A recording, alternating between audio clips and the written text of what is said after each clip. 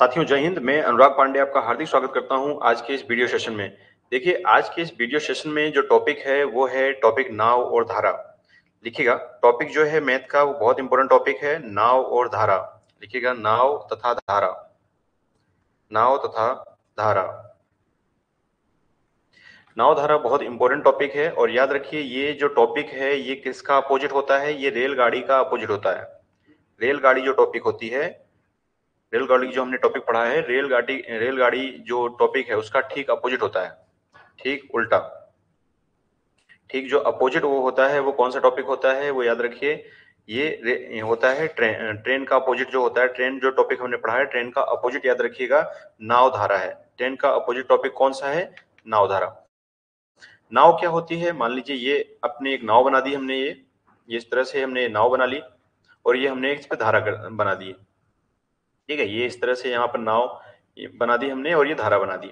देखिए नाव और धारा में एक कुछ चीजें आपको समझना बहुत जरूरी है। जैसे ये नाव है यहाँ पर, तो नाव जिस दिशा में चल रही है, मान लीजिए ये इस दिशा में नाव यहाँ पर चल रही है तो ये नाव की दिशा कहलाएगी। और साथ में ये जो पानी है, ये पानी पानी किस दिशा में बह रहा है, जिस दिशा में बह रहा है वो धारा की चाल कहलाएगी। ठीक है, अगर मान लो कि ये इस दिशा में पानी बह रहा है और उसी दिशा में नाव चल रही है, तो नाव चलने में क्या होगी? आसान होगी। जिस दिशा में नाव चल रही है उसी दिशा में यदि पानी बह रहा है तो उस कंडीशन में याद रखिए जो दोनों स्पीड होंगी वो क्या होंगी? जुड़ जाएंगी। उस पे स्पीड क्या होगी? जुड़ जाएगी और वो स्पीड क्या हो जाएगी? बढ़ जाएगी। मान लीजिए इसकी जो स्पीड है, जो एक नाव है, नाव की स्पीड यदि है 8 और इसकी स्पीड कितनी है? 3। तो नाव तो अपनी चाल से चल रही है 8 की स्पीड से, लेकिन जो धारा है वो उसको 3 की स्पीड से और बढ़ाएगी। तो दोनों क्या हो जाएंगी? इसकी स्पीड जो नाव की जो रियल चाल होगी वो कितनी होगी? वो 8 और 3 कितनी हो जाएगी? 11। यानी इस कंडीशन में याद रखिए जो चाल होंगी तो उस समय चालों का योग होगा। क्या होगा? इसको चालों का योग करते हैं। जब दोनों एक ही दिशा में हो तो उस समय हम याद रखिएगा उस समय चालों का योग कहते हैं, योग करते हैं। और इसको याद रखिएगा जब समान दिशा में चल रहे हो, दोनों समान दिशा में जब चल रहे हो, जब दोनों जैसे धारा भी उसी दिशा में हो और क्या हो, नाव भी उसी दिशा में हो, तो याद रखिए उसको किस नाम से जाना जाता है? उसे हम कहते हैं अनुदिश। उसे अनुदिश के नाम से जाना जाता है। उसे अनुकूल चाल भी कहते हैं। कभी भी अनुदिश आ जाए, अनुकूल शब्द आ जाए या फिर याद रखिए अनुप्रवाह आ जाए, अनुप्रवाह, इन सब का मीनिंग पहले समझिए क्या है। यही शब्द आपके जो क्वेश्चन बनेंगे यहीं से बार बार बनेंगे। एक अनुदिश शब्द समझ लीजिए, एक अनुकूल शब्द होता है और एक होता है अनुप्रवाह। तो अनुप्रवाह मतलब होता है सेम दिशा में। जहां पर भी समान दिशा शब्द आ जाए तो समान दिशा का मतलब समझिए समान दिशा कब होगी? जब अनुदिश शब्द दिया हो तो याद रखिए समान दिशा होगी, और जब अनुकूल शब्द दिया हो तो दोनों क्या होंगी? समान दिशा होगी। और जहां पर अनुप्रवाह दिया हो तो समान दिशा। तीनों में देखें अगर गौर से आप, तो तीनों में आपको एक चीज कॉमन दिखेगी, वो है अनु शब्द। यहाँ भी अनु है, यहाँ भी अनु है, यहाँ पर भी अनु है। तो जो तीनों में अनु शब्द है ना, जहां पर भी अनु शब्द आ जाए तो इसका मतलब याद रखिएगा समान दिशा। और समान दिशा में हमेशा क्या होगा? जब समान दिशा में चलेंगी तो उस समय चालों का क्या हो जाएगा? चालों का योग हो जाएगा। यानी इसको समान दिशा को हम इंग्लिश में कहेंगे सेम डायरेक्शन। Same direction.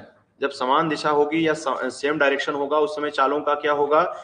चालों का योग होगा। इसको बोट एंड स्ट्रीम कहते हैं। नाव और धारा को बोट और स्ट्रीम के नाम से जाना जाता है। इतनी बात आपको समझ में आ गई होगी। सही बच्चे कमेंट करके बताएंगे क्या इतनी बात समझ में आ गई? तो चालों का योग होगा। किनकी चालों का योग? याद रखिए नाव, नाव की चाल प्लस धारा।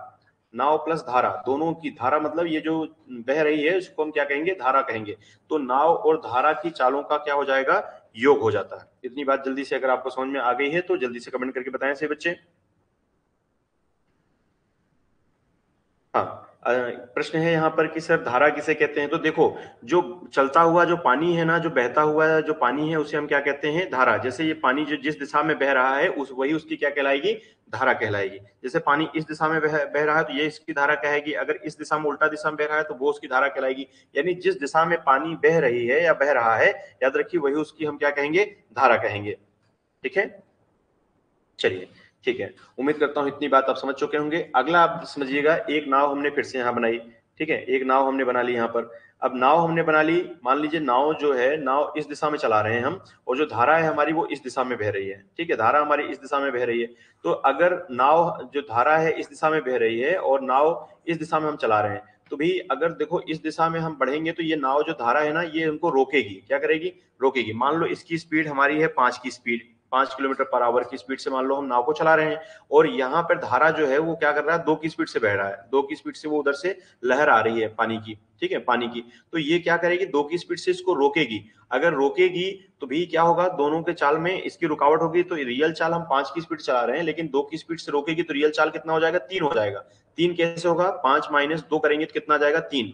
तो यहां पर देखा जाए तो यहां पर जब देखो विपरीत दिशा में होगा ना तो चालों का अंतर होगा। क्या होगा, चालों का अंतर, चालों का अंतर हो जाएगा। अंतर कब करेंगे, जब क्या हो, विपरीत दिशा हो। तो याद रखिए जब विपरीत दिशा होगी तो क्या होगा, चालों का अंतर होगा। तो याद रखिए ये विपरीत दिशा हो गई। विपरीत दिशा को क्या कहते हैं, इसको कहते हैं अपोजिट डायरेक्शन। अपोजिट डायरेक्शन, एक हो गया हमने बताया आपको सेम डायरेक्शन होता है, और एक क्या होता है, अपोजिट डायरेक्शन। अपोजिट डायरेक्शन का मतलब क्या होगा, विपरीत दिशा, और सेम डायरेक्शन का मतलब होगा समान दिशा। तो जो अपोजिट डायरेक्शन है इसको भी याद रखिए कई नामों से जानते हैं, ठीक है, कई नामों से। जैसे हम बात करें क्या क्या नाम हो सकते हैं, तो याद रखिए ये उल्टा है, तो याद रखिए ऊ से उल्टा, और ऊ से ऊर्ध्व प्रवाह, क्या कहते हैं, ऊर्ध्व प्रवाह, ऊर्ध्व प्रवाह, ऊर्ध्व प्रवाह कहते हैं इसे। ऊ से उल्टा याद रखिए, और ऊ से उल्ट प्रवाह भी याद रखिए, ऊर्ध्व प्रवाह भी कहते हैं, और इसको प्रतिकूल भी कहते हैं, प्रतिकूल, प्रतिकूल, प्रतिकूल।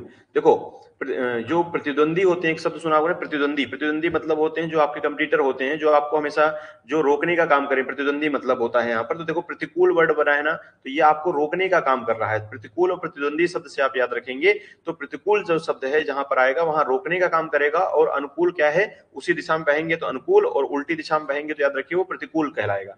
तो हमने इसको क्या देखा कि ऊर्ध्व प्रवाह के नाम से जानते हैं, और क्या जानते हैं, प्रतिकूल के नाम से भी जाना जाता है। ये बात भी आपको याद रखना है। चलिए इतनी बात आपको समझ में आ गई हो, जल्दी कमेंट करके बताइए। और इसको हम क्या कहेंगे, अपोजिट डायरेक्शन भी कहेंगे, ठीक है। हाँ चलिए, अभी किसी का क्वेश्चन है तो कमेंट करके जल्दी बताएं, किसी का कुछ क्वेश्चन तो है। आ गया समझ में। तो प्रतिकूल का मतलब है क्या, याद रखिए, धारा की विपरीत दिशा में। जब विपरीत दिशा में बहें, किसकी विपरीत दिशा में चले हम धारा की विपरीत दिशा में। अच्छा इसमें क्या होगा, चालों का क्या होगा, अंतर होगा। किसकी चालों का अंतर, नाव और माइनस क्या होगा, धारा, दोनों की चालों का क्या हो जाएगा, अंतर ही होगा, ठीक है। चलिए उम्मीद करता हूं इतनी बातें आपको समझ में आ गई होंगी। चलिए आगे बढ़े फिर, ठीक है। एक और चीज समझिए, ये बात आपको समझ में आ गई अनुकूल और प्रतिकूल क्या होता है, ठीक है। अब अगर हम कहें अनुकूल चाल होती क्या है, ठीक है। अब एक चीज समझो, और अनुकूल चाल का क्या मतलब है। अनुकूल चाल मतलब हो जाएगा समान दिशा। अनुकूल चाल जैसे ही मैं बोलूं तो क्या बोलेंगे, क्या समझेंगे आप, समान दिशा। समान दिशा मतलब जिस दिशा में पानी बह रहा है उसी दिशा में नाव। जिस दिशा में पानी, याद रखिए जिस दिशा में नाव, यानी जिस दिशा में पानी, जिस दिशा में पानी यानी क्या बोलेंगे आप, धारा बोलेंगे। जिस दिशा में धारा उसी दिशा में नाव, उसी दिशा में, उसकी दिशा में क्या हो जाएगा भाई, जिस दिशा में धारा उसी दिशा में नाव, उसको हम क्या कहेंगे भाई, अनुकूल चाल कहेंगे। ये चीज समझ में आ गई होगी। अनुकूल के चाल में अगला दूसरा समझिए, प्रतिकूल। प्रतिकूल चाल क्या होती है, प्रतिकूल चाल भी आप समझ लीजिए क्या होता है। प्रतिकूल मतलब होता है क्या, अपोजिट दिशा, समान दिशा, और ये क्या होगी, उल्टी दिशा। यानी इसको हम क्या कहेंगे, समान दिशा नहीं, इसको अपोजिट दिशा कहेंगे। अपोजिट मतलब क्या बोलेंगे हिंदी में, विपरीत दिशा, विपरीत दिशा। ये विपरीत दिशा कैसे होगी, मान लो कि जिस दिशा में नाव उसके अपोजिट दिशा में, उसके विपरीत, जिस दिशा में नाव लिखिएगा, जिस दिशा में नाव, नाव, तो विपरीत दिशा में क्या होगी, विपरीत दिशा में धारा, विपरीत दिशा में धारा होगी। ये क्या कहलाएगी भाई, ये कहलाएगी प्रतिकूल चाल। अब एक चीज समझिए, और अनुकूल चाल भी समझ में आ गई होगी आपको, प्रतिकूल चाल भी समझ में आ गई होगी। अनुदिश और भी मैंने आपको बता दिया है, अनुदिश का क्या मतलब होता है ये भी आप समझ चुके हैं। एक टॉपिक और हिंट डालिएगा, शांत जल क्या होता है, शांत जल। एक शब्द ये प्रश्न में बार बार ये वर्ड आएंगे आपको कि शांत जल, तो याद रखिए शांत जल का क्या मीनिंग है, ये भी आपको समझना यहाँ जरूरी है। शांत जल क्या होता है, देखो जब जो पानी की गति है ना जीरो हो जाएगी, जब पानी की गति, जब पानी की गति जीरो हो, क्या हो, जीरो यानी शून्य हो, शून्य हो, तो शून्य हो होती है तब, तब उसे शांत जल कहते हैं, तब उसे शांत जल कहते हैं।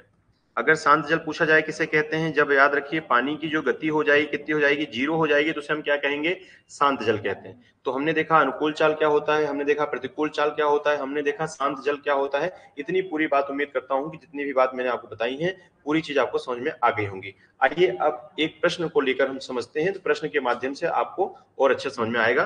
पहले एक छोटी सी कुछ और फार्मूले भी लिख लीजिए आप थोड़ा सा, क्योंकि फार्मूले कुछ काम आएंगे, तो कुछ फार्मूले भी लिख लीजिए जो कि बहुत ज्यादा यूज आते हैं। तो नोट करिए कुछ महत्वपूर्ण सूत्र। देखिए महत्वपूर्ण सूत्र,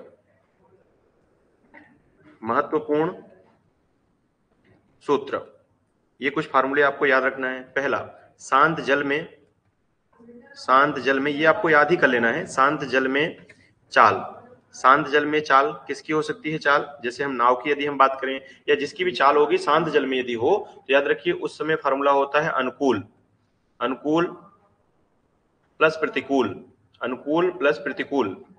अनुकूल चाल क्या होती है मैंने अभी बताया आपको, प्रतिकूल चाल क्या होती है मैंने अभी बताया आपको। तो अनुकूल प्लस प्रतिकूल बटे में 2, पहला फार्मूला आपको ये याद रखना है। दूसरा याद रखना है, अगर कभी भी धारा की चाल पूछ ले, धारा की चाल, धारा की चाल पूछ ले, तो धारा की चाल आपको क्या करना है, ये फार्मूला याद रखना है, अनुकूल माइनस प्रतिकूल, माइनस प्रतिकूल और बटे में याद रखना है 2, ये चीज समझिए। और एक तीसरा याद रखना है आपको फार्मूला औसत चाल। ठीक है, ये तीनों फार्मूले तो पहले आप याद ही कर लीजिए, बीच में जैसे जैसे जरूरत पड़ेगी मैं आपको और भी चीजें बताते जाऊंगा। तो औसत चाल का फार्मूला याद रखिएगा 2xy बटे में x प्लस वाई। ठीक है, बस 3 चीज याद रखिए, बहुत ज्यादा भी आपको सोचना नहीं है, बस 3 चीजें। देखो इसको हम और छोटा भी कर सकते हैं, कैसे, जैसे यहाँ पर लिखा है ना अनुकूल प्लस प्रतिकूल बटे में 2, इसको आप अनुकूल को शॉर्ट में ऐसे लिख लो a, और प्रतिकूल को क्या लिख दो p, और बटे में कर दो तो 2, ये फार्मूला बनके तैयार हो गया। ठीक है, अगर देखो जब शांत जल में नाव की चाल क्या होगी भाई, अनुकूल प्लस प्रतिकूल बटे में 2, और अगर यहां पर देखा जाए तो अनुकूल माइनस प्रतिकूल बटे में 2। ठीक है, ये हो गया, ये फार्मूला दूसरा बन गया। और औसत चाल का फार्मूला याद रखो 2xy बटे में x प्लस वाई, एक फार्मूला ये हो गया, एक फार्मूला ये हो गया, एक फार्मूला ये हो गया, बस 3 फार्मूले आपको याद रखना है, और कुछ भी अभी नहीं सोचना है आपको कि कहाँ क्या यूज करना है, सब चीजें मैं बताऊंगा, आप निश्चित होकर सुनिएगा। ठीक है, अनुकूल चाल क्या होती है, देखिए ध्यान से, अनुकूल मतलब होती है जब क्या हो, जिस दिशा में पानी बह रहा हो उसी दिशा में नाव चले तो अनुकूल होगा, जिस दिशा में पानी बह रहा हो नाव उसके विपरीत में होगा तो उसको प्रतिकूल कहेंगे। तो अनुकूल और प्रतिकूल बटे में क्या करना है 2, कब, जब शांत जल में किसकी चाल पूछ ले, शांत जल में यदि चाल पूछी जाए आपसे किसकी, नाव की चाल, तो बस ये फार्मूला याद रखना है, अनुकूल प्लस प्रतिकूल बटे में 2। और धारा की चाल पूछे तो अनुकूल माइनस प्रतिकूल बटे में 2, औसत चाल पूछे तो 2xy बटे में x प्लस वाई। मेरे साथ अगर आप बोल बोल के याद करेंगे, यकीन मानिए वो चीज आपको याद होती जाएंगी। ठीक है, आइए अब हम देखते हैं यहाँ पर प्रश्न। आइए एक सिंपल प्रश्न से हम यहाँ पर स्टार्ट करते हैं, क्वेश्चन से। लिखिएगा प्रश्न क्या है, एक नाविक, एक नाविक, एक नाविक स्थिर जल में, एक नाविक स्थिर जल में 8 किलोमीटर पर आवर की चाल से, चाल से नाव चला सकता है, नाव चला सकता है यदि, यदि नदी का जल प्रवाह, यदि नदी का जल प्रवाह 3 किलोमीटर, 3 किलोमीटर पर आवर है, तो जल प्रवाह के अनुकूल, जल प्रवाह के अनुकूल, अनुकूल नाविक की चाल ज्ञात कीजिए, नाविक की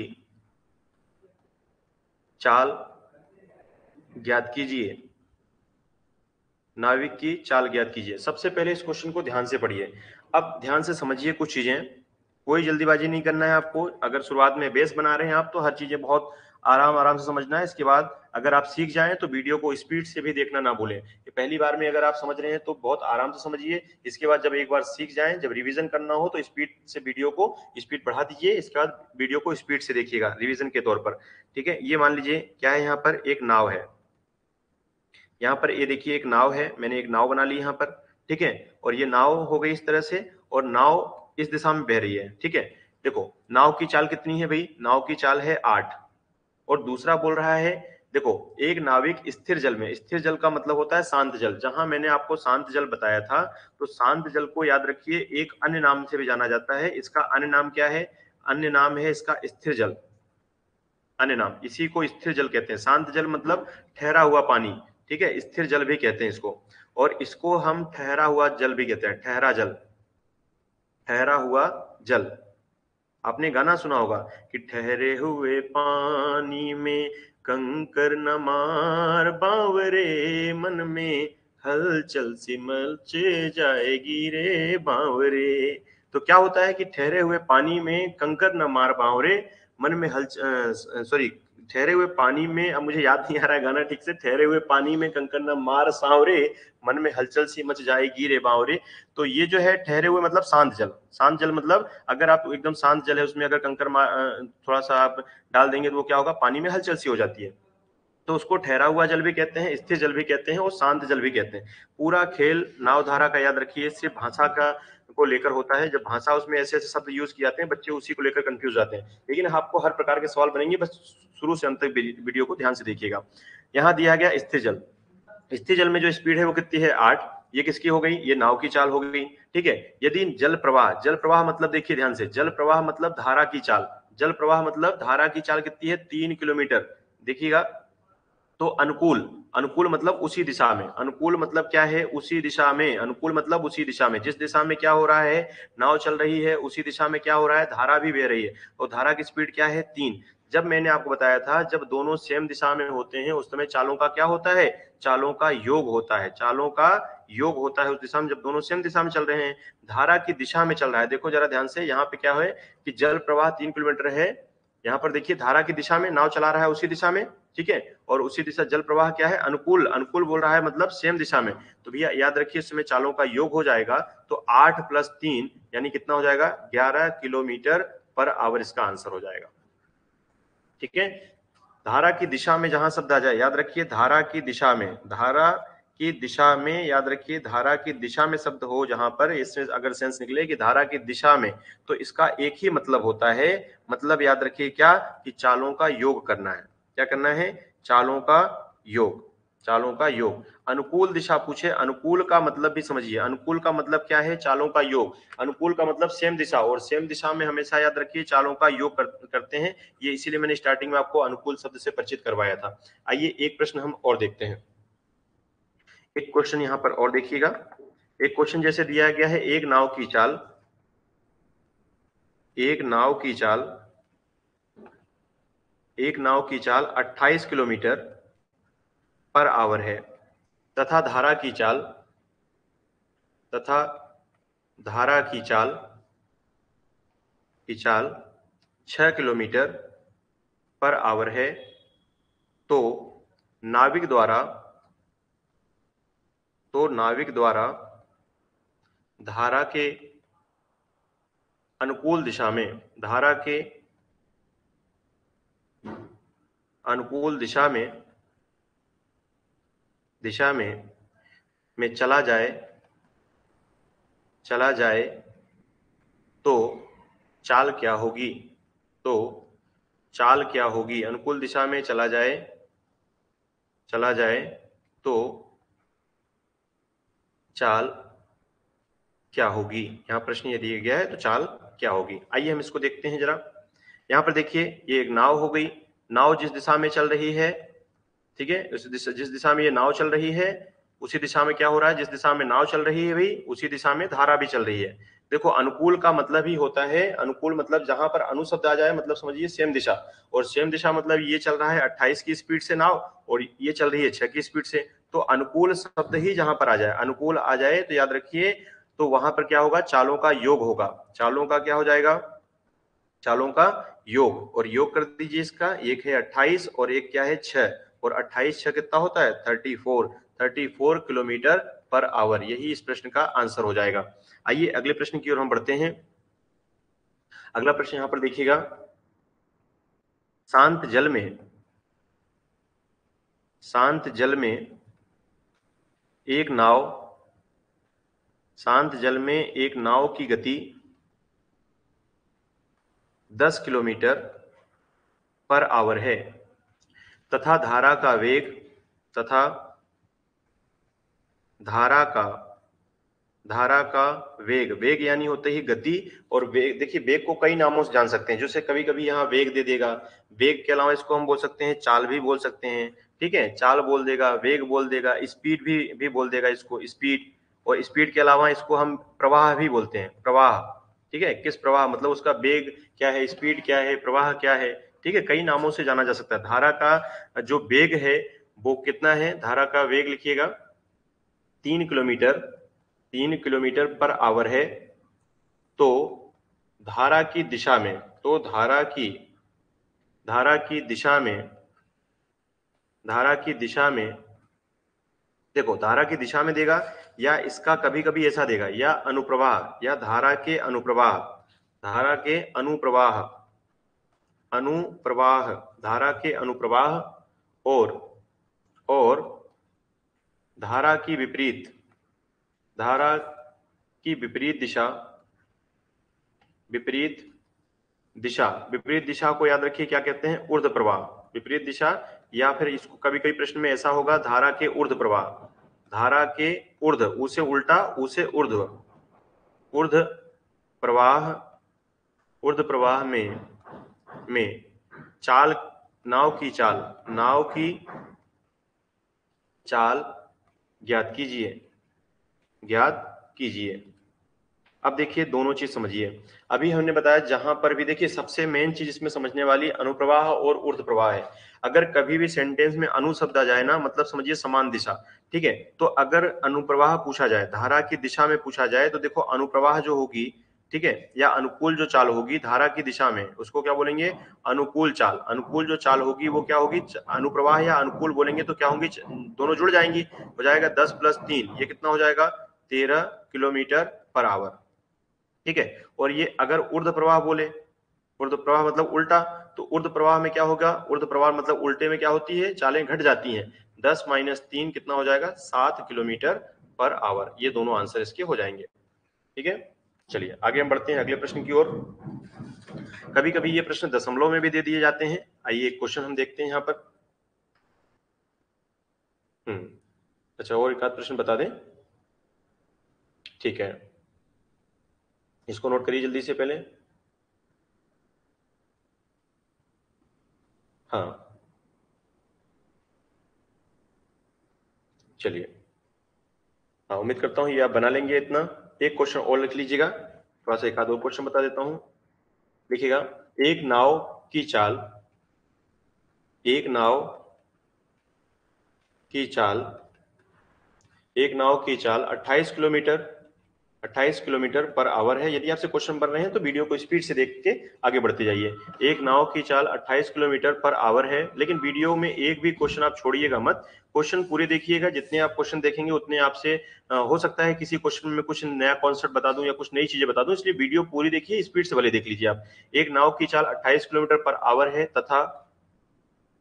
तथा धारा, धारा की चाल, धारा की चाल 9 किलोमीटर पर आवर है। यदि यदि नाव प्रतिकूल दिशा में, यदि नाव प्रतिकूल दिशा में चले, प्रतिकूल दिशा में चले, तो चाल क्या होगी, तो चाल क्या होगी, ठीक है। अब ध्यान समझो, यहां पर कैसे निकालेंगे हम, ये मान लीजिए एक नाव है, ठीक है भाई, ये एक नाव है, ये नाव हो गई, और नाव की यदि हम बात करें, इसकी जो दिशा थी नाव की वो क्या है, 28 किलोमीटर पर आवर है, और जो जो धारा है, ये जो धारा बह रही है, ये भी सेम दिशा में बह रही है, ये हो गई धारा, और ये क्या हो गया, नाव। नाव की स्पीड 28 किलोमीटर पर आवर है, और धारा की स्पीड कितनी है, 9 किलोमीटर पर आवर है, ठीक है। अब याद रखिए यहां पूछा है प्रतिकूल दिशा में, तो प्रतिकूल चाल क्या होती है, प्रतिकूल जो चाल होती है, प्रतिकूल जो चाल पूछा जाता है, प्रतिकूल चाल में क्या होता है, प्रतिकूल चाल में चालों का अंतर होता है, ठीक है, चालों का अंतर कर दो कितना, 28 माइनस कितना कर दो, 9, और 28 - 9 करते हैं कितना आता है, 19 किलोमीटर पर आवर, यही इसका आंसर हो जाएगा, ठीक है। चलिए नोट करिए, एक प्रश्न और नोट कर लीजिए इसके बाद जल्दी से। अनुकूल दिशा में चालों का योग, प्रतिकूल दिशा में चालों का अंतर होता है। अनुकूल में योग याद रखिए, प्रतिकूल में चालों का अंतर। अनुकूल बराबर योग और प्रतिकूल बराबर लिखिए अंतर। प्रतिकूल बराबर अंतर। अनुकूल में चालों का योग हो जाता है और प्रतिकूल में क्या हो जाता है, चालों का अंतर हो जाता है। ठीक है, एक और क्वेश्चन लिख लीजिएगा। एक नाव की चाल 12 किलोमीटर पर आवर है। धारा की चाल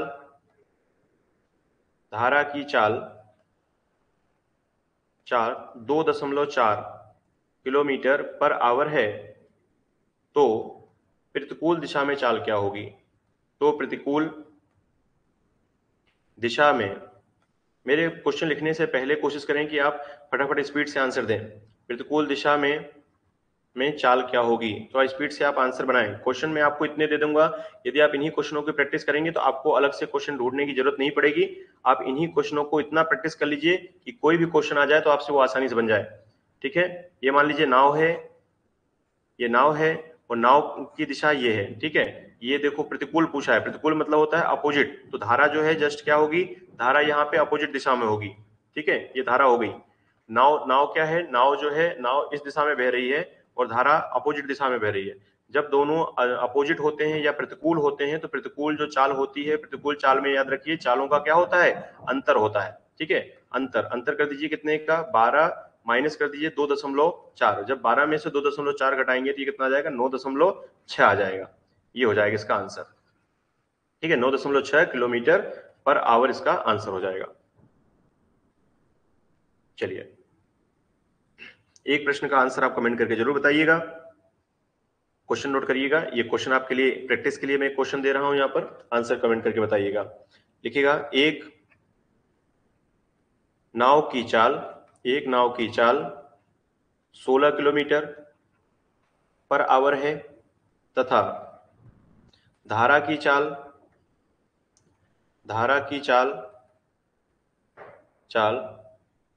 6 किलोमीटर पर आवर है। यदि नाव अनुकूल दिशा में चले, यदि नाव अनुकूल दिशा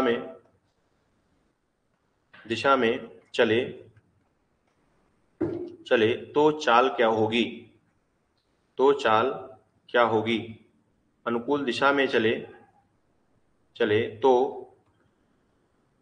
चाल क्या होगी? अनुकूल दिशा में चले तो चाल क्या होगी, आपको ये बताना है यहाँ पर। ठीक है, अब देखो इसके मैं ऑप्शन भी दे दे रहा हूँ यहाँ पर लिख लीजिए। ऑप्शन ए वाला, ए, बी, सी और डी। अगर आपका आंसर इसमें से आता है तो समझ लीजिए सही है, इनमें से नहीं आता है तो याद रखिए आपका आंसर गलत है। 20 और यहाँ लिखा है 17। ठीक है, कितने किलोमीटर पर आवर होगी? आप आंसर अपना कमेंट करके मुझे जरूर बताइएगा, इसका आंसर आपका क्या होता है। ठीक है, चलिए, उम्मीद करता हूँ इस प्रश्न को आप लगा लेंगे। एक क्वेश्चन और आपको बताना है, देखिएगा। एक नाव की चाल 28.3 किलोमीटर प्रति आवर है। धारा की चाल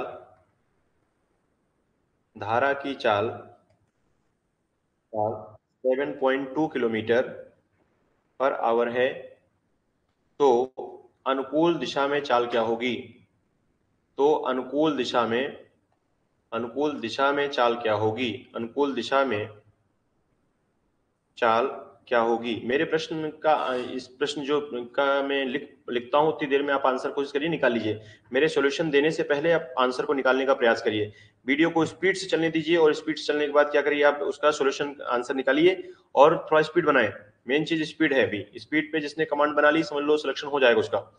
अनुकूल दिशा में चाल क्या होगी?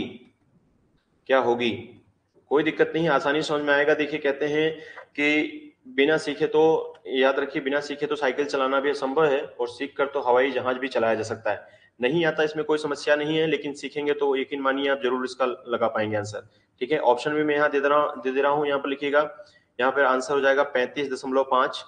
बी वाला ऑप्शन है यहाँ पर 35 और सी वाला ऑप्शन है यहाँ पर 32 और डी वाला यहाँ पर ऑप्शन दिया है 32.5। इस आज का आंसर क्या होगा, याद रखिएगा।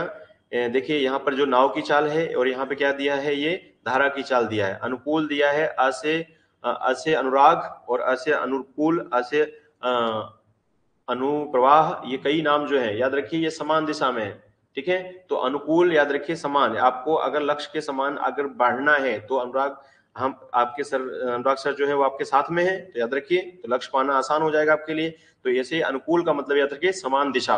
तो समान जहां सब भी आए शब्द याद रखिएगा, अनुकूल शब्द जाए वहां समान हो। समान दिशा में जब दोनों चलते हैं, जैसे इस दिशा में नाव चल रही है और इसी दिशा में क्या चल रही है, धारा भी चल रही है, इसी दिशा में नाव भी चल रही है, इसी दिशा में धारा भी चल रही है, तो उस कंडीशन में मैंने आपको बताया था कि दोनों का क्या करना है, योग करना है या अंतर करना है। जो भी करना है आप करिए, करके इस प्रश्न का आंसर जरूर बताइए। इसका आंसर क्या होगा, उम्मीद करता हूं इसका आंसर आप निकाल लेंगे।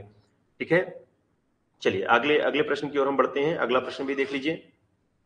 हाँ, उम्मीद करता हूँ ये प्रश्न आपको समझ में आ गया होगा। चलिए अब हम देखते हैं, देखिए इन्हीं प्रश्नों को, अभी तो ये पूरा बेस था, अब इन्हीं प्रश्नों से और प्रश्न कैसे बनते हैं। देखिए अब इससे हम थोड़ा सा और प्रश्नों को समझने की प्रयास करते हैं। यहाँ तक पूरा बेस था। आइए अब हम देखते हैं कि इनका एक चीज और आपको समझना होगा। जैसे स्टार्टिंग में मैंने आपको बताया था कि स्टार्टिंग जब आपको मैंने ट्रेन पढ़ाया था तो वहां बताया था कि चाल बराबर क्या होता है, चाल बराबर होता है दूरी बटे समय। चाल बराबर होता है दूरी बटे समय। ठीक है, एक फार्मूला यहाँ पर ये याद कर लीजिए। दूसरा फार्मूला अगर अगर आपसे पूछा जाए कि समय बराबर क्या होगा, तो समय बराबर यदि आपसे पूछे तो ये इसके बटे में आ जाएगा। क्या हो जाएगा, दूरी बटे में क्या हो जाएगा, दूरी बटे में चाल। और तीसरा फार्मूला एक और याद रखिएगा, कभी भी देखो अगर दूरी पूछ लिया जाए, दूरी तो दूरी पूछ लिया तो चाल और इंटू क्या कर देंगे, समय, चाल इंटू समय।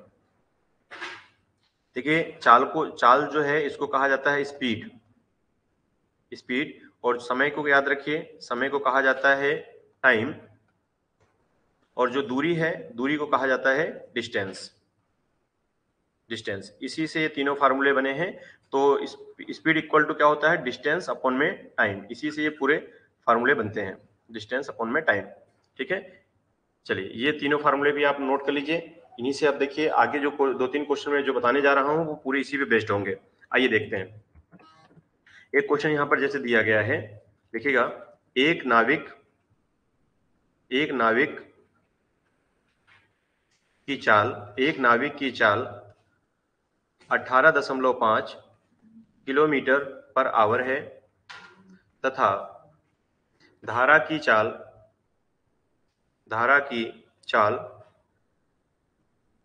6.5 है यहाँ पर 6.5 किलोमीटर पर आवर है। तो नाविक द्वारा धारा के अनुकूल चला जाए, नाविक द्वारा धारा के अनुकूल चला जाए,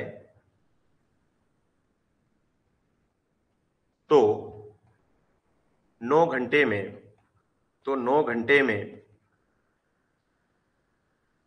कितने किलोमीटर की दूरी, 9 घंटे में कितने किलोमीटर की दूरी तय होगी। देखिए बहुत ही आसान है ये प्रश्न। आइए देखते हैं कैसे इसे लगाना है। देखिए मान लीजिए ये नाव है, ठीक है, ये हमने नाव बना ली। अगर ये नाव हो गई, मान लीजिए नाव इस दिशा में चल रही है, ठीक है। अगर अनुकूल मतलब मैंने बताया था ना, अनुकूल मतलब समान दिशा। तो देखो अनुकूल ऐसे अनु शब्द याद रखिए, अनु शब्द जहां मिलेगा वहां मतलब समझ लीजिए सेम डायरेक्शन होगी, समान दिशा होगी। ठीक है, और धारा भी क्या होगी, समान दिशा, क्योंकि अनुकूल शब्द याद रखिए दोनों क्या होंगे, समान दिशा में होंगे। इतनी बात तो समझ में आ गई। और समान दिशा में जो चाल होती है वो क्या होती है, जुड़ जाती है। तो जोड़ दीजिए यहाँ पर 18.5 प्लस 6.5, इन दोनों को जब आप जोड़ेंगे तो ये आ जाएगा 25 किलोमीटर पर आवर। ये क्या निकल गई, ये हो गई चाल। अब यहाँ पूछा गया है दूरी, क्या पूछा गया है, कितने किलोमीटर की दूरी तय कर लेगा। तो अभी हमने आपको बताया पिछले, यहाँ पर देखिए कि जो दूरी का फार्मूला होता है, वो होता है चाल इंटू समय। जो दूरी का फार्मूला होता है वो क्या होता है, चाल इंटू समय। देखो चाल तो यहाँ पे हमें पता है, अब हम बात करते हैं समय। समय कितना दिया गया है? समय दिया है गया है 9 घंटे। समय यहाँ पर कितना दिया भैया? समय दिया गया है 9 घंटे। क्वेश्चन में आप देख सकते हैं कि समय दिया है 9 घंटे। अब वहां पर पूछा जा रहा है दूरी, तो दूरी बस इस फार्मूले में रख दीजिए। दूरी बराबर होता है चाल इंटू समय, और चाल देखिए कितना दिया गया है? चाल दिया है 25 और समय दिया है 9, और 25 90 कितना होता है? 225 यहाँ पर हो जाएगा किलोमीटर। यही इस प्रश्न का आंसर हो जाएगा। तो अभी हमें अनुकूल चालन निकालना आ गया, प्रतिकूल चालन निकालने आ गया। अब यही जो अनुकूल और प्रतिकूल है ना, यही चीजें फार्मूले में यूज हो जाती हैं। फार्मूले मैंने जो बताए हैं यही चीज आगे चल के अप्लाई हो जाती है इन्हीं पे। आइए और भी प्रश्न मैं कुछ आपको बताता हूँ, देखिए इनका यूज और कैसे होता है। ठीक है, आइए प्रश्न और देखिए। एक प्रश्न दिया गया है, एक नाव की चाल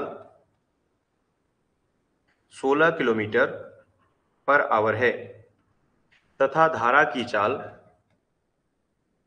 तथा धारा की चाल तथा धारा की चाल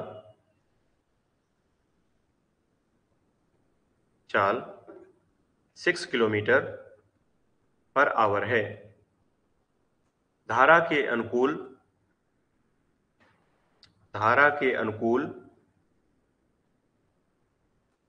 धारा के अनुकूल 880 किलोमीटर की दूरी 880 किलोमीटर की दूरी तय करने में कितना समय लगेगा। इस बार यहां पर समय पूछ लिया गया है कि धारा के अनुकूल जो है वो तय करने में कितना समय लगेगा। निकालिए सभी इस प्रश्न का आंसर। कितना समय लगेगा? इस प्रश्न का जल्दी से कमेंट करके आंसर बताइए कि इस प्रश्न का आंसर क्या हो सकता है। देखिए, सबसे पहले हम देखते हैं, ये नाव हो गई। नाव की यदि हम बात करें, जो नाव है वो नाव की स्पीड कितनी है? नाव की स्पीड है 16 किलोमीटर पर आवर। ठीक है, ये हो गई नाव। नाव इस दिशा में चल रही है, और यहाँ पे देखो अनुकूल शब्द दिया है ना, तो अनुकूल मतलब जहां पर आपको अनु मिल जाए वहां याद रखना कि समान दिशा होगी भाई। तो अनुकूल की मतलब कितनी दी है? 6 किलोमीटर पर आवर। तो ये हो गई धारा। ठीक है, धारा भी उसी दिशा में बह रही है जिस दिशा में नाव बह रही है। अगर दोनों सेम दिशा में चल रहे हैं तो याद रखो क्या होंगी? चालें जुड़ेंगी। तो इसलिए हो जाएगा, जो चाल आ जाएगी रियल में, जो चाल आएगी ना, वो कितनी आ जाएगी? 16 प्लस 6, और ये कितना हो जाएगा? 22 किलोमीटर पर आवर स्पीड हो गई। अब देखो दूरी कितनी दे रखी है। दूरी जो दे रखी है वो दे रखी है 880 किलोमीटर। हमें निकालना क्या है? हमें निकालना है समय, और समय बराबर हम जानते हैं कि दूरी बटे होता है चाल। समय बराबर दूरी बटे चाल। दूरी कितना दे रखा है? 880, और चाल कितनी दे रखी है? 22, और जब हम 22 से काटेंगे तो 22 चौके 88 और एक जीरो, तो 40 घंटे यहाँ पर आंसर आ जाएंगे। देखो समय का फार्मूला मैंने आपको पीछे बताया था। समय का फार्मूला मैंने आपको ये बताया था, समय बराबर क्या होता है? दूरी बटे चाल। इस प्रकार से आपका ये आंसर यहाँ पर हमने इस फार्मूले में जैसे ही रखा, वैल्यू आंसर निकल के आ गया। सीख कर तो हवाई जहाज भी उड़ाया जा सकता है, और बिना सीखे तो साइकिल चलाना भी असंभव है। निरंतर प्रयास करते रहिए। देखिए, जो सीख रहा वो जिंदा है, जो ना सीखा शर्मिंदा है। अगर आप पीछे जाएंगे तो यकीन मानिए, पीछे जाएंगे तो कभी नहीं सीख पाएंगे। निरंतर प्रयास करेंगे तो एक दिन जरूर सीख पाएंगे। कहते हैं कुछ किए बगैर ही जय जयकार नहीं होती, और कोशिश करने वालों की कभी हार नहीं होती। कोशिश करने वालों की कभी हार नहीं होती। नन्ही चींटी जब दाना लेकर चलती है, चलती दीवारों पर 100 बार फिसलती है, आखिर उसकी मेहनत कभी बेकार नहीं होती, और कोशिश करने वालों की कभी हार नहीं होती। कोशिश करने वालों की कभी हार नहीं होती। आइए अगले प्रश्न की ओर हम बढ़ते हैं यहाँ पर, कि एक नदी का जल जो है 2 किलोमीटर प्रति आवर की रफ्तार से प्रवाहित हो रहा है। प्रवाहित हो रहा है, तथा एक नाविक तथा एक नाविक शांत जल में तथा एक नाविक शांत जल में 4 किलोमीटर 4 किलोमीटर पर आवर की चाल से नाव ले जा सकता है। नाव ले जा सकता है। ले जा सकता है जल प्रवाह के साथ। जल प्रवाह, अभी मैंने प्रवाह शब्द बताया था कि मतलब प्रवाह मतलब धारा की दिशा, जल प्रवाह मतलब जो धारा जो रहती है उसी को प्रवाह कहते हैं। जल प्रवाह, प्रवाह के साथ नाव ले जाने, नाव ले जाने में वह 12 किलोमीटर की दूरी, 12 किलोमीटर की दूरी कितने समय में तय करेगा? कितने समय में तय करेगा? इस प्रश्न को जरा ध्यान से रीड करिए और प्रश्न का आंसर निकालने का प्रयास करिए। चलिए आइए देखते हैं। मान लीजिए ये नाव है, ठीक है, ये नाव है, नाव इस दिशा में चल रही है और धारा भी क्या चल रही है, इसी दिशा में चल रही है। सर कैसे पता? देखो यहां पर दिया जल प्रवाह के साथ। जल प्रवाह का मतलब होता है जिस दिशा में जल बह रहा है उसी दिशा में नाव चल रही है। ये हो गई नाव और ये क्या हो गई? धारा हो गई। अब यहाँ पर जरा देखा जाए तो इसकी स्पीड कितनी है? एक की स्पीड है 4 और एक क्या हो रही है? एक की है कितना? देखिए यहाँ पर नदी का जल जो है वो 2 की स्पीड से जा रहा है, यानी नदी का जल मतलब ये 2 किलोमीटर पर आवर चल रहा है। और जो नाविक शांत जल में क्या है, जो चाल है उसकी कितनी है? 4 है। तो अब देखो ध्यान से, एक 4 हो गया, एक कितना हो गया? 2 हो गया। तो जब समान दिशा होती है तो उस कंडीशन में क्या होती है? दोनों जुड़ जाते हैं। जल प्रवाह के साथ, इस चीज को याद रखिएगा, कभी भी अगर शब्द दिया जाए जल प्रवाह तो याद रखिए जल प्रवाह के साथ का मतलब क्या होता है? के साथ मतलब एक ही चीज याद रखना है, जल प्रवाह के साथ का मतलब है समान दिशा, समान और दिशा। और जहां भी समान दिशा होती है इसलिए क्या करना है? दोनों का योग कर देना है। योग कितना हो जाएगा? ये हो जाएगा 4 + 2 बराबर कितना हो जाएगा? 6। ये 6 हो गया, ठीक है। अब बोल रहा है 12 किलोमीटर, कितना? 12 किलोमीटर जाने में लगा समय। और समय बराबर बताओ क्या होता है? समय बराबर होता है दूरी और बटे में क्या होता है? चाल। और दूरी देखो कितनी दे रखी है? दूरी दे रखी है 12 और चाल हो गई 6, तो ये हो जाएगा 2 घंटे, ठीक है। चलिए ये भी इस प्रश्न का आंसर हो गया। चलिए जल्दी से नोट करें इसे भी। आइए 2 प्रश्न और मैं आपको बता देता हूं, 2 प्रश्न और नोट करिए जल्दी से। लिखिए एक क्वेश्चन और। एक नाव ना बहते हुए जल में 13 किलोमीटर पर आवर की चाल से चल सकती है।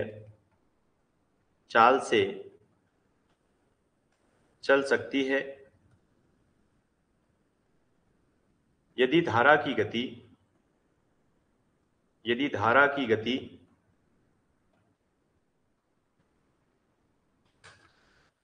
4 किलोमीटर प्रति घंटा है, 4 किलोमीटर पर आवर है, तो 68 किलोमीटर अनुप्रवाह, 68 किलोमीटर अनुप्रवाह यानी इसको बहाव के अनुकूल, ये एग्जाम में ही ऐसा प्रश्न आया हुआ है जैसे मैं लिख रहा हूं, इसको सेम ऐसे नोट करिएगा।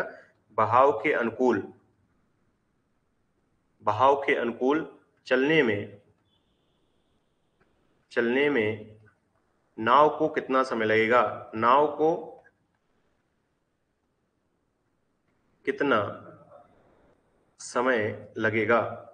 कितना समय लगेगा आपको ये बताना है, ठीक है। चलिए यहां पर देखिए जल्दी से इसको, कि यहां पर देखिए, यहां बोल रहा है ना बहते हुए जल में। ना बहते हुए मतलब एकदम शांत जल। उसकी जो चाल है जल में कितना है? नाव की चाल 13 किलोमीटर पर आवर है। तो देखिए यहाँ पर क्या है, जो धारा की गति है वो कितनी है? यदि धारा की गति कितनी हो? 4 किलोमीटर। भैया धारा भी अनुप्रवाह बोला गया है। सब सिंपल से समझिए, आप क्वेश्चन में देखा करो पहले शब्द लास्ट में क्या कहा गया। लास्ट में कहा गया अनुप्रवाह। अनुप्रवाह शब्द मतलब हो गया अनुप्रवाह, जहां भी आ जाए मतलब समान दिशा। और अनुप्रवाह का मतलब क्या होगा? चालों का योग होगा, चालों का योग। पहले चालों का योग कर लो जल्दी से। चालों का योग करेंगे तो एक तो हो गया 13, एक हो गया 4, 13 4 कितना हो गया भाई? 17 हो गया। ये तो हो गया चाल, ठीक है। अब हमें निकालना है समय। देखो जरा कहाँ दिया है समय, ये दिया है समय दिया है। तो समय बराबर क्या होता है? दूरी और बटे में क्या होगा? चाल। जरा दूरी देखिए कितनी दी गई। दूरी अगर हम देखें यहाँ पर दिया है 68 किलोमीटर। कितना दिया है? 68 किलोमीटर। और जो चाल आई वो कितनी आई? दोनों जुड़ेंगी अनुप्रवाह में, तो ये हो गया 17। तो 17 चौके कितना हो जाएगा? 68, यानी 4 घंटे। यहाँ समय दिया है तो समय हो गया यहाँ पे 4 घंटे। यही इस प्रश्न का आंसर हो जाएगा। जल्दी से नोट कर लीजिए इसे भी। एक प्रश्न और जल्दी से देख लीजिएगा। एक प्रश्न यहां पर दिया गया है, एक नाव की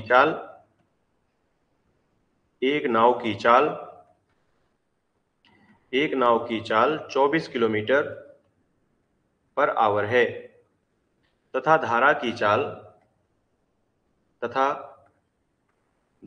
चाल 6 किलोमीटर पर आवर है। धारा के अनुकूल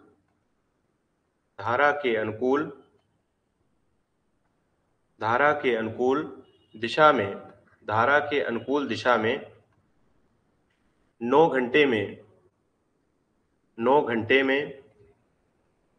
में कितनी दूरी तय होगी? कितनी दूरी तय होगी? इसका भी आंसर जल्दी से कमेंट करके बताइए आप सब लोग।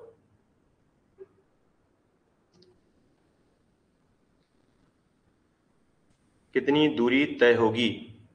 चलिए देखते हैं इस प्रश्न का आंसर भी हम यहाँ पर, कि देखो अगर यहाँ पर देखा जाए ये नाव है, ठीक है, ये नाव हो गई, और नाव क्या है, नाव की जो चाल दी है वो दी है 24 किलोमीटर पर आवर, ठीक है। और अनुकूल मतलब क्या हो गया, समान दिशा, यानी धारा भी क्या होगी, धारा भी उसी दिशा में होगी। धारा की जो चाल दी है वो 6 किलोमीटर पर आवर दी है, ये हो गई धारा, ठीक है। नाव हो गई और क्या हो गई, धारा। जो चाल आएगी, चाल वो कितनी आएगी, देखो अनुकूल दिया है तो दोनों चाल तो जुड़ेंगी, अनुकूल शब्द दिया है तो यानी जो दोनों है 24 + 6 हो जाएंगी, जो रियल में चाल आ जाएगी वो कितनी आ जाएगी, 30 किलोमीटर पर आवर। ये हो गई चाल, अनुकूल चाल, ठीक है।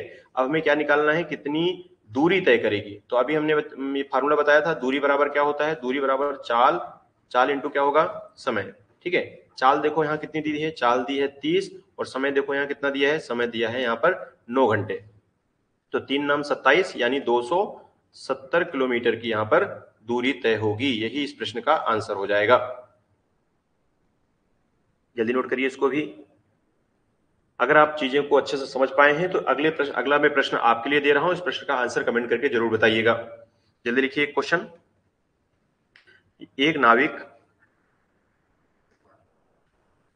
एक नाविक की चाल 26 किलोमीटर पर आवर है तथा धारा की चाल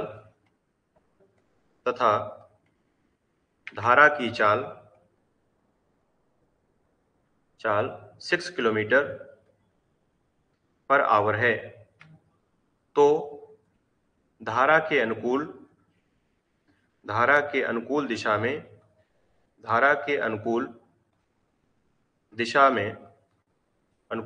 में 160 किलोमीटर की दूरी तय करने में कितना समय लगेगा?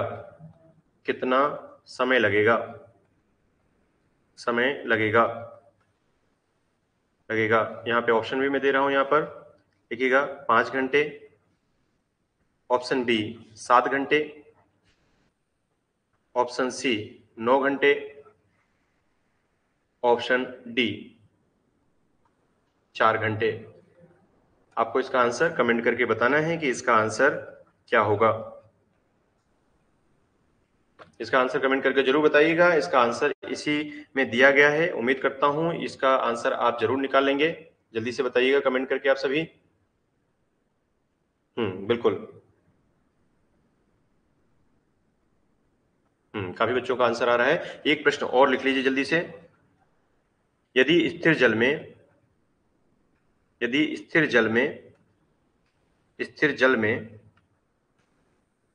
नौका की गति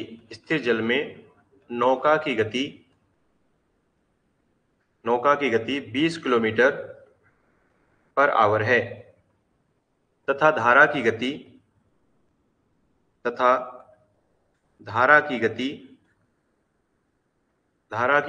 5 किलोमीटर पर आवर है। धारा की गति के साथ 100 किलोमीटर की यात्रा तय करने में तय करने में नौका को कितना समय लगेगा। नौका का मतलब होता है नाव, यहाँ पर कभी कभी नाव को नौका शब्द दिया जाता है। नौका मतलब होता है नाव, ठीक है। नौका को कितना समय लगेगा, कितना समय लगेगा, कितना समय लगेगा। चलिए यहाँ पर देखिएगा, ये नाव हो गई, यहाँ पर ये नाव हो गई। यहाँ पर नाव की जो स्पीड दी है वो कितनी दी है, 20 किलोमीटर पर आवर, ठीक है। और जो धारा की गति है वो कितनी दे रखी है, धारा की जो गति है वो कितनी दी है, 5 किलोमीटर प्रति आवर, ठीक है। देखिए स्थिर जल में नौका की गति हो गई इतनी, धारा की गति हो गई, धारा की गति के साथ अब देखिए ना तो यहाँ अनुकूल दिया है और ना ही प्रतिकूल दिया है, लेकिन यहाँ ध्यान समझिए, धारा की गति के साथ, धारा की गति के साथ मतलब जिस दिशा में धारा बह रही है उसी दिशा में नाव बह रही है, यानी धारा की गति के साथ। यानी देखो ध्यान से, अगर जिस दिशा में नाव बह रहा है उसी दिशा में अगर गति वो धारा बह रही है, यानी यहाँ चाल कौन सी हो जाएगी, यहाँ चालों का योग होगा। तो धारा की गति कितनी है, धारा की है 5 किलोमीटर। तो इस कंडीशन में क्या हो जाएंगे, जो चाल हो जाएगी वो दोनों एक ही दिशा में है, तो क्या हो जाएंगी, 20 + 5 कितना हो जाएगा, 25 किलोमीटर, 25 हो जाएगी यहाँ पर, 25 kilometre per hour, 25 kilometre per hour ये क्या हो जाएगी, चाल। और अच्छा दूरी देखो कितनी दे रखी है, दूरी दे रखी है यहाँ पर 100 किलोमीटर। 100 किलोमीटर यहाँ क्या दे रखी है, दूरी, दूरी यहाँ पर दे रखी है 100 किलोमीटर। देखो यहाँ पर ये दूरी हो गई, यात्रा इतना तय करना है ना, ये दूरी हो गई। तो हमें क्या निकालना है, हमें निकालना है समय। यहाँ पर देखिए हमें पूछा गया है समय, तो समय बराबर हम जानते हैं कि दूरी बटे में होता है चाल, और दूरी देखिए यहाँ पर कितना दिया है 100 और चाल दिया है 25, तो यहाँ हो जाएगा 25 चौके 100, यानी 4 घंटे इस प्रश्न का आंसर हो जाएगा, ठीक है। चलिए उम्मीद करता हूँ जितनी भी चीजें मैंने आपको बताई हैं पूरी चीजें आपने नोट की होंगी और पूरी चीजें आपको समझ में आई होंगी। जल्दी जल्दी नोट कर लीजिए इसको भी। हाँ जल्दी नोट करिए।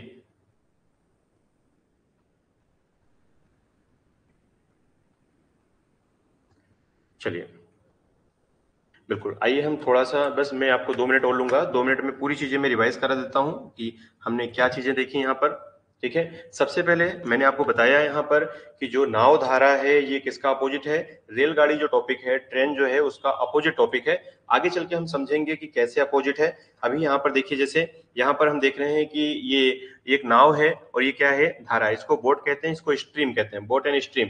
तो सबसे पहले यहाँ समझिएगा कि यहाँ पर क्या है, चालों का योग होता है, ठीक है। जबकि रेलगाड़ी में जस्ट इसका अपोजिट होता था, वहां चालों का क्या हो जाता था, अंतर हो जाता था, ठीक है। जैसे जिस दिशा में ट्रेन बढ़ रही है उसी दिशा में दूसरी ट्रेन आती थी, क्या हो जाता, दोनों चालों का वहां होता था, अंतर हो जाता था। जबकि यहाँ पे क्या होगा, योग होगा। अब देखिए मान लीजिए कि ये जो दिया गया है नाव और धारा, ये किसका अपोजिट माना जाएगा, ये रेलगाड़ी का अपोजिट है।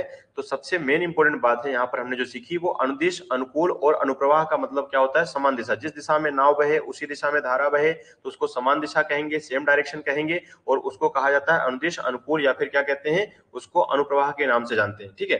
अगला हमने यहाँ पर देखा कि भाई विपरीत दिशा यानी अपोजिट जो डायरेक्शन होता है वो क्या होता है।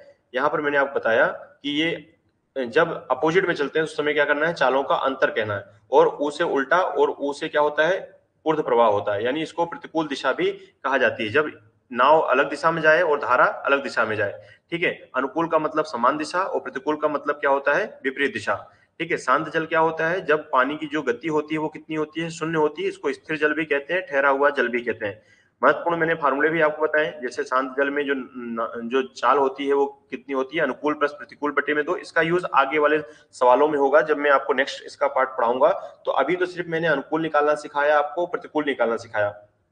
पार्ट 2 इसका देखना जरूर भूलना मत आप, क्योंकि उसमें ही मैं आपको आगे इसका यूज बताऊंगा कि अनुकूल और प्रतिकूल जो हमने निकाला है उसको कैसे यूज करेंगे हम। धारा की चाल पूछे तो अनुकूल माइनस प्रतिकूल बटे में 2, शॉर्ट में आप ऐसे याद रख सकते हैं। औसत चाल के सवाल भी हम आगे देखेंगे, तो याद रखिएगा इसका फॉर्मूला होता है 2xy बटे में x + y।